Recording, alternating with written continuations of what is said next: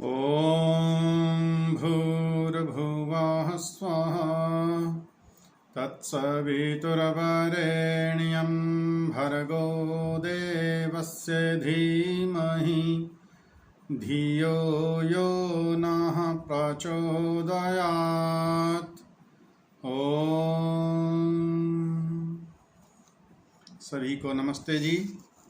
आर्योद्देश्य रत्नमाला स्वाध्याय श्रृंखला में आप सभी का स्वागत है।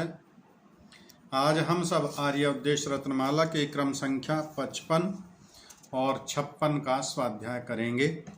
विषय पुरुषार्थ और पुरुषार्थ के भेद।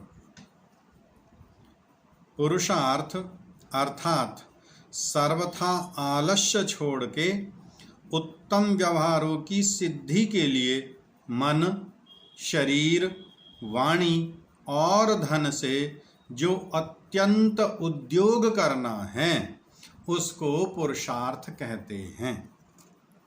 फिर समझ लेंगे।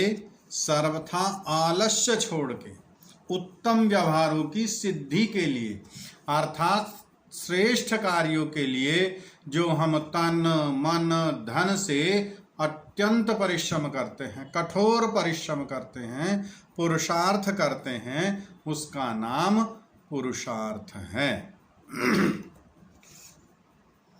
पुरुषार्थ के भेद।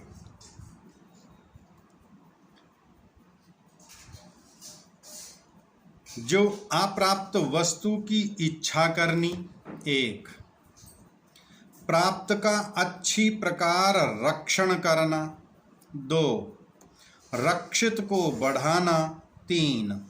और बढ़े हुए पदार्थों का सत्य विद्यादि की उन्नति में सबके हित में खर्च करना है।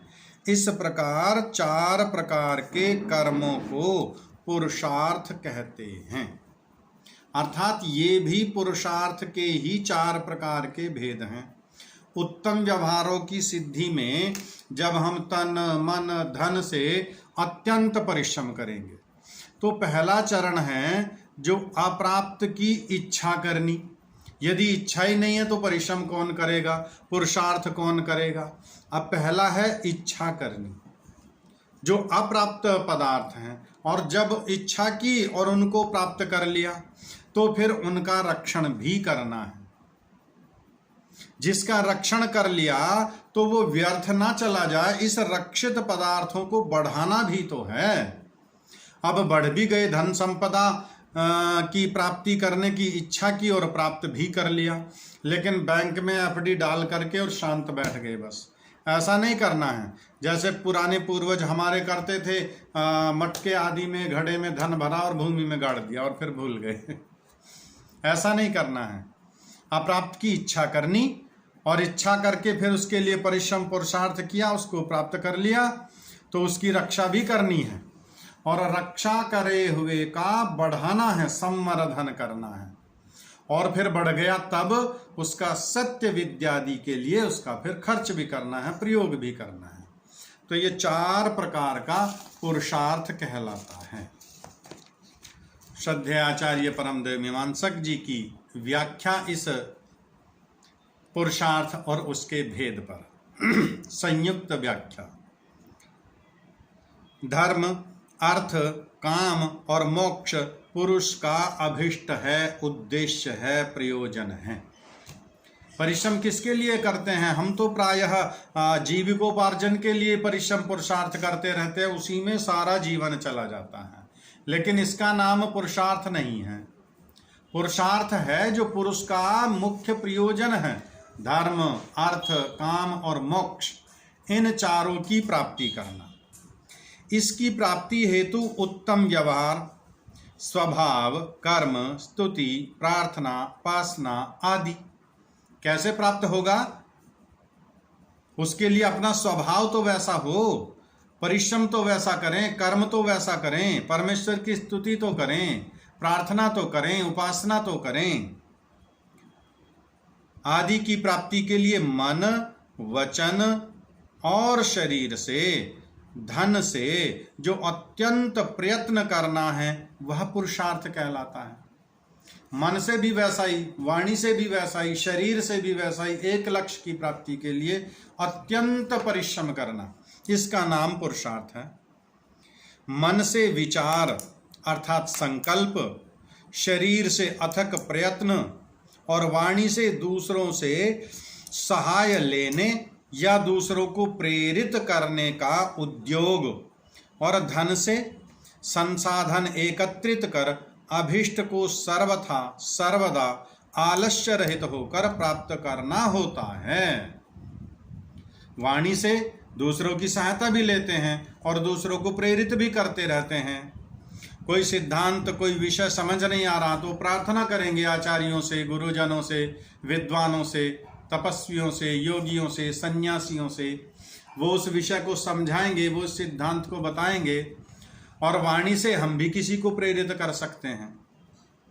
शरीर से अथक प्रयत्न करना, आलस्य प्रमाद छोड़कर प्रयत्न करना, इसका नाम पुरुषार्थ है। जो अप्राप्त है उसकी इच्छा, मेरी इच्छा ही नहीं है मुक्ति में जाने की, मेरी इच्छा ही नहीं है धन कमाने की, मेरी इच्छा ही नहीं है आत्मा के विषय में जानने की, मेरी इच्छा ही नहीं है परमात्मा के विषय में जानने की, तो कैसे जानेंगे? और यदि इच्छा होगी तो फिर उसके लिए प्रयत्न करेंगे, पुरुषार्थ करेंगे। कौन विद्वान है जो आत्मा के विषय में ठीक ठीक समझा सकता है, जो परमात्मा के विषय में ठीक ठीक समझा सकता है? कौन सा पुस्तक है ऐसा जो मुझे सत्य ज्ञान की प्राप्ति करा सकता है? फिर उस पुस्तक को मैं खोजूं, लाऊं, पढ़ूं, स्वाध्याय करूं, समझूं। और जितना प्राप्त है उसकी रक्षा करना और बढ़ाना, और बढ़े हुए को सत्य विद्या दी अर्थात वेद विद्या की उन्नति में सबके हित में लगाना होता है। जैसे जो विद्या ही नहीं आती तो उसको विद्वानों के चरणों में बैठकर प्राप्त करने की इच्छा करना, प्राप्त करने के लिए प्रयत्न करना, जितना मिलता जाए और जो पूर्व से विद्या पास में हो उसकी रक्षा करते जाना, अन्यथा पूर्व प्राप्त विद्या लुप्त हो जाती है। जितनी जानते थे हम तो उसको भी भूल गए, क्योंकि उसकी रक्षा ही नहीं की, क्योंकि उसको कभी दोहराया नहीं, क्योंकि कभी उसको रिवाइज नहीं किया। तो इसलिए जो जो पूर्व में विद्या की, गुरु जी के पास चले गए विद्या पढ़ने, जैसे जैसे वो पढ़ाते गए और हम आगे बढ़ते रह गए, पिछले वाले को हम भूलते चले गए, क्योंकि कभी उसका स्वाध्याय नहीं किया।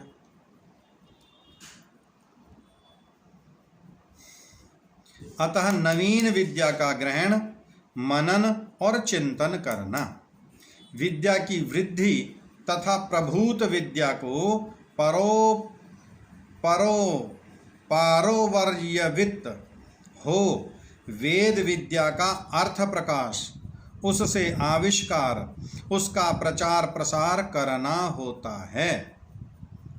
प्रभूत विद्या से प्राणी मात्र का हित करना होता है, अहित कदापि नहीं। यही पुरुषार्थ है। प्रभूत विद्या है जो अपने पास है विद्या, जो हमने विशेष प्रकार से विद्या प्राप्त की है, उस विद्या से सबका परोपकार करना है, सबका जितना हो सके उतना हित करना है, किसी का अहित कदापि नहीं करना है। यही पुरुषार्थ है। अप्राप्त की इच्छा करना, जो प्राप्त है उसकी रक्षा करना, रक्षा किए हुए को बढ़ाना और बढ़े हुए को संसार के उपकार में लगाना, वेद विद्या के प्रचार प्रसार में लगाना, उससे सबका हित करना, अहित कदापि नहीं। यही पुरुषार्थ है। सभी का बहुत बहुत धन्यवाद। सभी को नमस्ते जी।